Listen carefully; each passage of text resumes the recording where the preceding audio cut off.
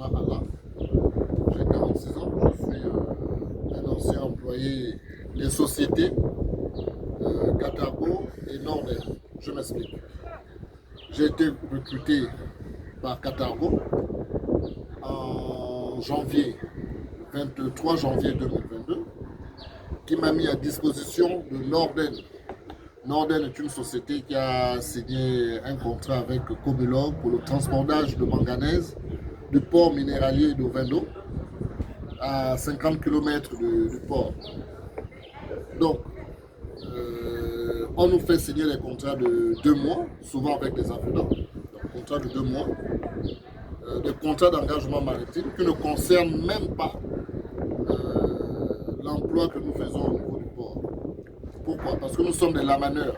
Les lamaneurs ne sont pas des marins. Il y a une différence entre lamaneur et marin. Ils nous font signer des contrats d'engagement maritime, alors qu'un contrat d'engagement maritime, c'est pour une personne qui navigue. C'est pour une personne qui est au service d'un capitaine. C'est pour une personne qui a des tâches dans un navire. C'est pour une personne qui vit dans un navire. Mais alors que depuis 2022, notre travail, c'est de rester sur une barge non motorisée, de surveiller le chargement, d'abord de amarrer la barge au quai, de surveiller le chargement de manganèse et après de libérer la barge. Ça, c'est ce qu'on appelle un travail spécifique de lamaneur, qui n'a rien à voir avec la fonction de marin. Donc, il nous faut ces contrats d'engagement maritime qui ne devraient pas être nos contrats. Nous devons avoir des contrats de travail. Voilà, nous devons avoir des contrats de travail. Et donc, je travaille dans cette entreprise depuis janvier 2022. On fait des contrats de 2 mois, on se repose 1 mois. On nous envoie déjà le programme pour notre prochaine montée, pour notre prochaine mission de travail. On est arrivé jusqu'en mai 2025. Je reçois un courrier frauduleux. Je reçois un courrier frauduleux de la part de Qatargo Venture. Je vais vous faire lecture. Un contrat de la part de Qatargo Venture. Excusez-moi.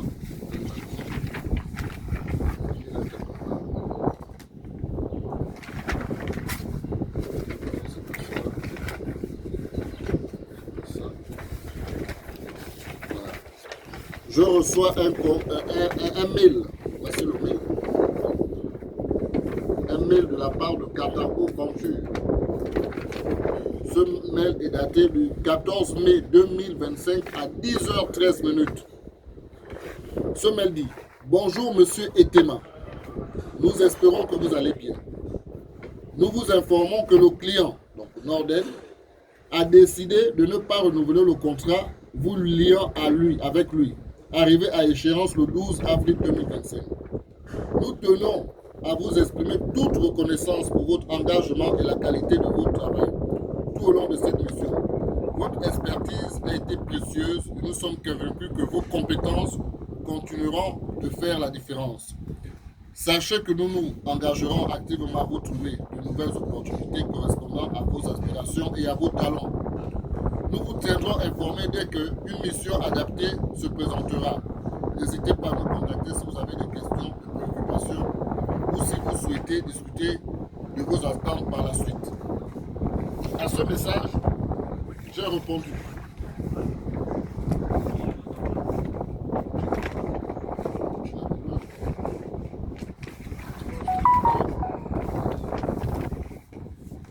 À ce message, j'ai répondu le dimanche 18 mai à 11h24. Je m'adresse à la directrice des ressources humaines. Madame, ayant fait bonne réception de votre message, permettez-moi de réagir. Je suis l'un des 2 pionniers, parce que sachez que ce projet, je suis le premier lamaneur de ce projet. J'ai même aidé les entreprises Qatargo et Nordel à trouver des lamaneurs pour travailler dans ce projet. C'est nous qui avons mis le système d'amarrage, parce qu'au départ, c'était un Italien qui ne connaissait rien. C'est nous qui avons mis le système d'amarrage. Donc voici pourquoi je suis l'un des 2 pionniers avec M. Guy Mombo, Donc, je suis l'un des 2 pionniers dans le projet depuis le 23 janvier 2022. Je crois que j'ai toujours fait mon travail avec des vous, moi. Le Code du travail en République gabonaise a prévu que je sois embauché après 2 ans de travail par la société utilisatrice. Et aussi, je suis couvert par toute forme d'arrêt de contrat inopiné ou licenciement dû à mon rôle de délégué syndical. Je peux comprendre que ma position de délégué syndical gêne l'entreprise. Permettez-moi de trouver ensemble une issue permettant de régler tout ça. Sur ce, je vais me résoudre à ma centrale syndicale, au tribunal du travail, aux juridictions compétentes. J'ai fait une plainte au niveau de l'inspection du travail parce que de l'emploi que je fais, je sais que je suis régi par le Code du travail en République gabonaise. J'ai fait une plainte au niveau de l'inspection spéciale du travail. On a eu une première conciliation avec les entreprises le 12 août, dont l'entreprise Carthago ne s'est pas présentée. Ils ont expliqué qu'ils étaient en vacances, qu'ils viendront début septembre. Mais Norden s'est présenté. On a fait état des lieux à Norden.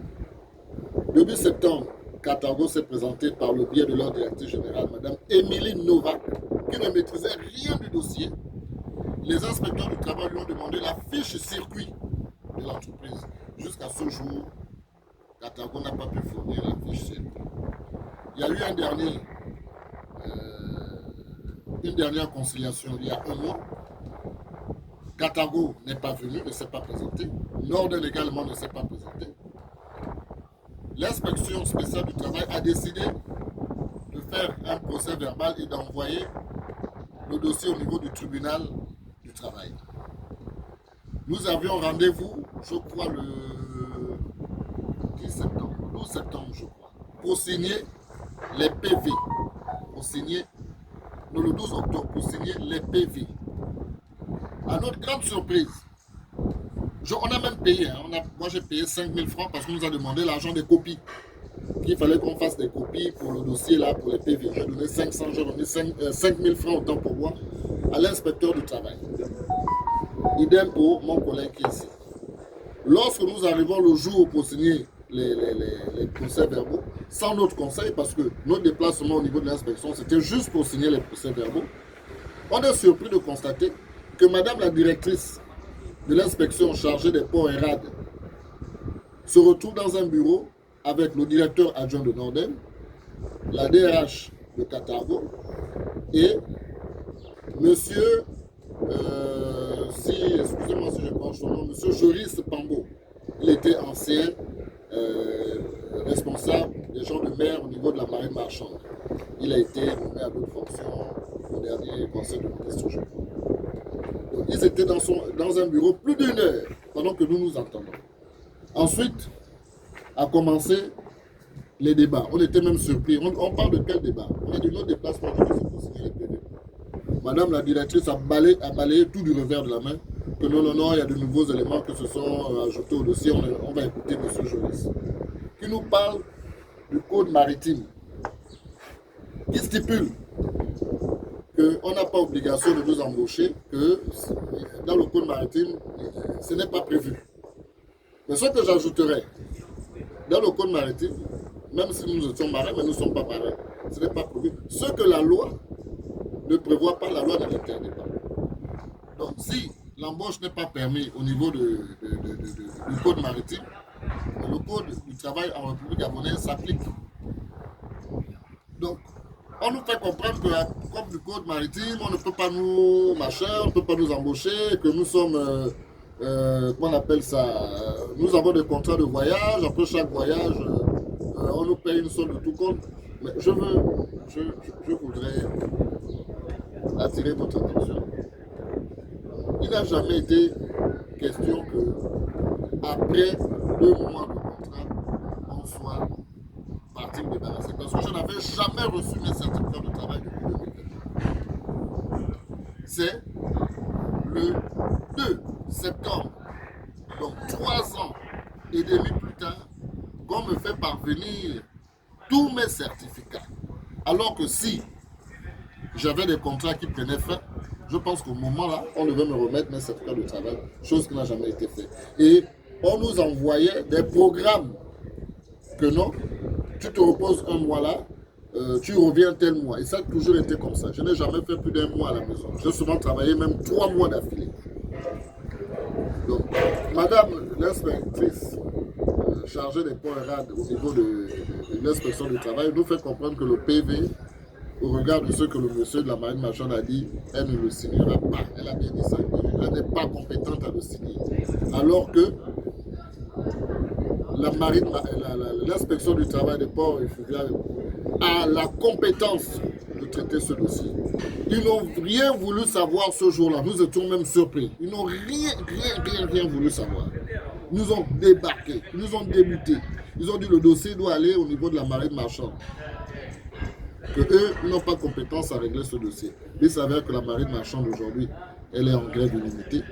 Donc tout ça, c'est pour perdre le temps. Et pourquoi allons-nous à la marine marchande, sachant que nous ne sommes pas des marins, nous sommes des lamaneurs. Un lamaneur, c'est un sédentaire. On est différent des marins. Il y a GPM qui est là, qui faisait le même boulot que moi, mais eux ne sont pas des marins. Ils ont des contrats normaux. Les contrats, ils sont régis par le Code du travail gabonais. Et la fonction que je faisais est régie par le Code du travail gabonais. Carthago m'a embauché, m'a mis à disposition de Norden. Je n'ai jamais travaillé même sur un site de Carthago, toujours sur le site de Norden. On vivait dans une maison louée par Norden. On était transporté par Norden. On signait les permis de travail de Norden, nourris par Norden. Voilà. Et j'ajouterais, dans leur contrat maritime, on dit nos marins nourris à bord. On n'a jamais été nourris à bord parce que nous ne sommes pas des marins. On vit à terre. On vient juste travailler et on rentre. Donc, il faut préciser ça aussi. Voilà. Ça, c'est un livret maritime. Si nous étions marins, j'ai plus de 700 jours de travail. Donc, j'ai plus de 15 contrats. Imaginez 15 contrats de 2 mois, on va dans les 30 mois. Donc, je devais avoir, si j'étais marin, mon livret maritime devait être rempli de cachets. Mais vous voyez qu'ils ont essayé de me mettre des cachets en 2024, genre de navigation nulle, parce que je ne navigue pas. Ce n'est pas un marin, je ne suis pas marin. Et ils le savent. Donc, pour contourner la loi, nous devons signer des contrats d'engagement maritime. Vous voyez, ce sont les contrats d'engagement maritime qu'on ne signait même pas avec l'armateur. Parce qu'un contrat d'engagement maritime doit être signé entre le marin, si j'étais marin, que je suis, et l'armateur. Mais vous voyez que dans les contrats, il n'y a que ma signature. Donc ces contrats ne sont pas valables. Et la loi en République gabonaise dit, lorsqu'on travaille sans contrat, dès le premier jour, on est CDI. Sauf si je me trompe. Donc, pour cela, j'interpelle le président de la République. J'interpelle le ministre du Travail pour voir ce problème-là. Je suis père de famille. Ça fait depuis mai que je n'ai pas d'activité.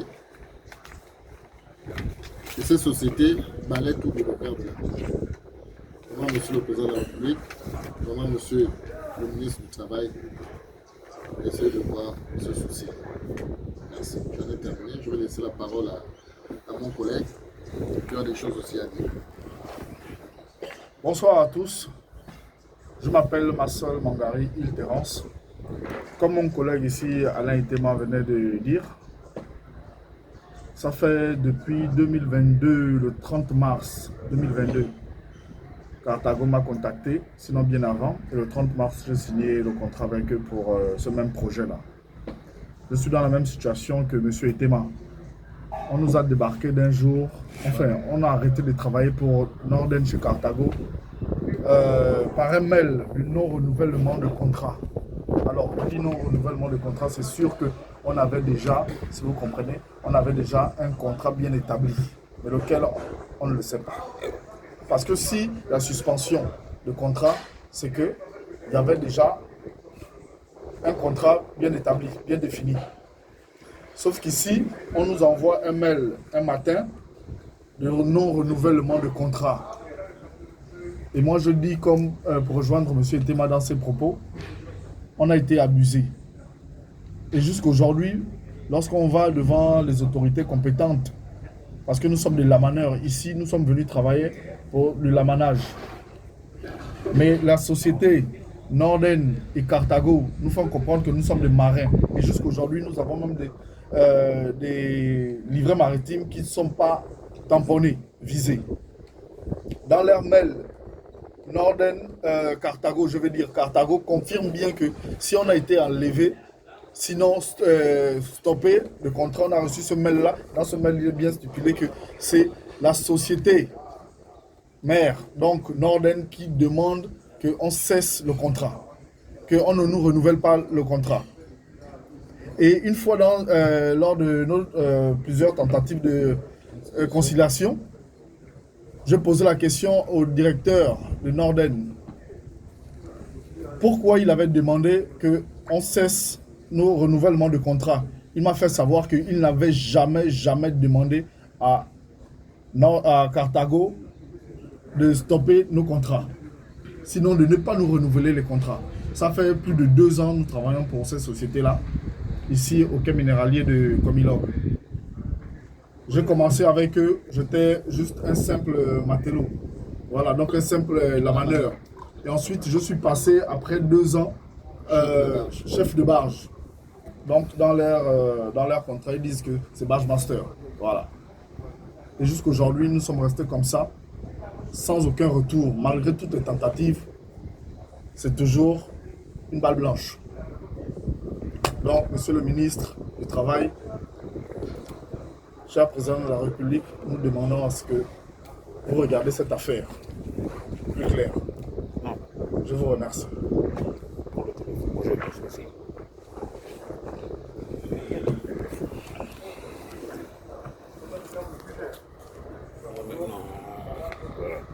J'ai bougé de la place. Ah, non, pas encore.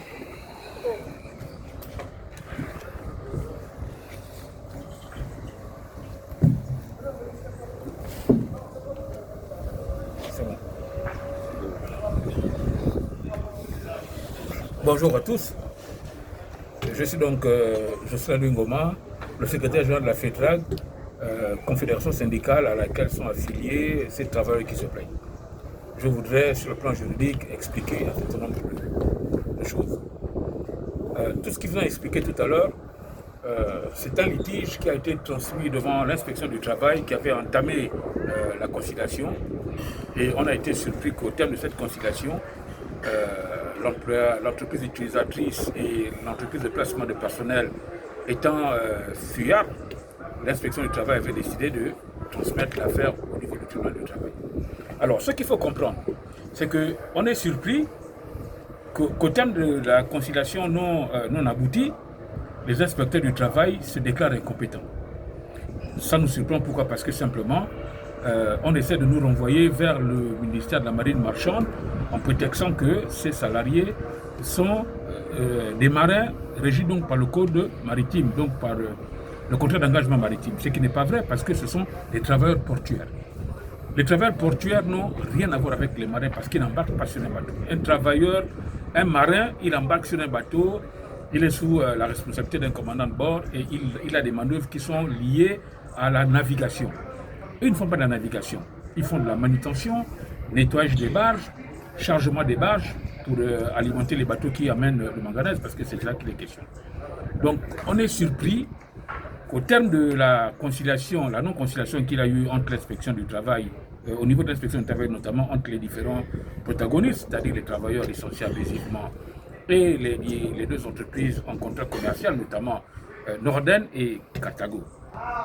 Ce qu'il faut comprendre, c'est que c'est une fiente, c'est une fourberie qui est utilisée pour essayer de distraire l'opinion, pour essayer de faire perdre du temps parce qu'ils sont conscients que le tribunal du travail est compétent pour gérer ce litige, considérant que ces travailleurs ne sont pas des marins, donc ils ne sont pas régis par le code maritime. Ils sont régis par le code du travail en République gabonaise, considérant qu'ils sont des travailleurs portuaires, considérant que plusieurs travailleurs au niveau du port font ces métiers. C'est le cas des dockers et tout ce qui est manutentionnaire au niveau du port. Donc, ce que nous sommes en train de revendiquer aujourd'hui, c'est que la situation soit réglée, que le litige soit résolu, que les indemnisations que les travailleurs sollicitent soient payées, afin que le litige soit définitivement soldé. Nous interpellons donc en fait les autorités compétentes pour que cette fourberie s'arrête. Ces travailleurs ne sont pas des marins. On ne peut pas les assujettir à un contrat maritime, ou plutôt on ne peut pas les assujettir au code maritime. Ce n'est pas le cas. Ils ne sont pas des marins. Les marins sont à bord d'un bateau, sous la tutelle d'un commandant de bord, bateau battant pavillon du pays qui est propriétaire, notamment l'armateur qui est propriétaire de ce bateau. Ils sont des travailleurs temporaires, placés par une entreprise de placement des travailleurs chez une entreprise utilisatrice qui est Nordem. Donc on ne comprend pas pourquoi est-ce que, ayant déjà abouti à un consensus avec les inspecteurs du travail, nous nous retrouvons aujourd'hui en train d'être renvoyés au ministère de la Marine marchande qui n'a aucune compétence sur ce sujet. Le tribunal du travail est compétent pour gérer la question des travailleurs portuaires comme tous ceux qui travaillent au port. Ce ne sont pas des marins. Et donc je réitère mes propos en disant qu'il est important que la précarisation des salariés, donc des travailleurs temporaires du Gabon, doit s'arrêter. C'est un combat que le ministre est en train de mener. Il faudra qu'on arrête de rouler l'opinion en faisant croire que les travailleurs portuaires sont des marins. Non, ils ne sont pas des marins. Les marins ont une spécificité qui est clairement définie par le code maritime.